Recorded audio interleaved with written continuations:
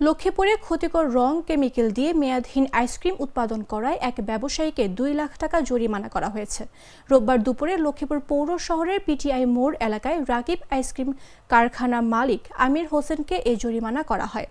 ভোক্তা অধিকার দপ্তর সূত্র জানায়, ভেজাল ওই আইসক্রিম ফ্যাক্টরিতে যৌথ অভিযান পরিচালনা করা হয়েছে।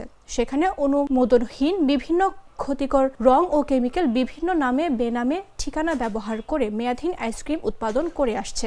অভিযানে অভিযোগের সত্যতা পাওয়া গেছে।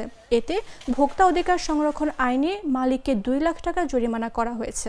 ভোক্তা অধিকারের সহকারী পরিচালক আব্দুল্লাহ আল ইমরান বলেন, ফ্যাক্টরির মালিক অঙ্গীকার করেছেন বৈধ কাগজপত্র না হওয়া পর্যন্ত কার্যক্রম বন্ধ রাখা হবে। ভেজাল খাদ্য উৎপাদনের বিরুদ্ধে অভিযান অব্যাহত থাকবে বলেও জানান তিনি। আমরা জাতীয় ভোক্তা অধিকার সংরক্ষণ অধিদপ্তর লক্ষ্মীপুর জেলা কার্যালয়, নিরাপদ খাদ্য এবং বাংলাদেশ আনসার ও গ্রাম প্রতিরক্ষা বাহিনী এবং বাংলাদেশ সেনাবাহিনীর সার্বিক সহযোগিতায় আজকে একটা যৌথ অভিযান।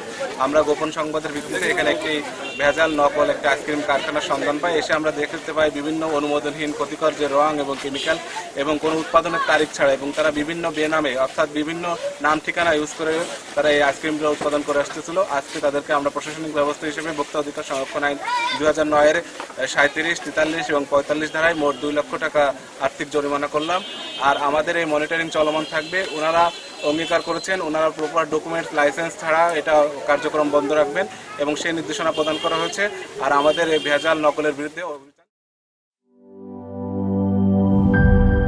লিলি হালাল বিউটি সোপ, বিএসটিআই কর্তৃক সনদপ্রাপ্ত দেশের প্রথম হালাল বিউটি সোপ, দীপ্তিময় উজ্জ্বল ত্বকের জন্য।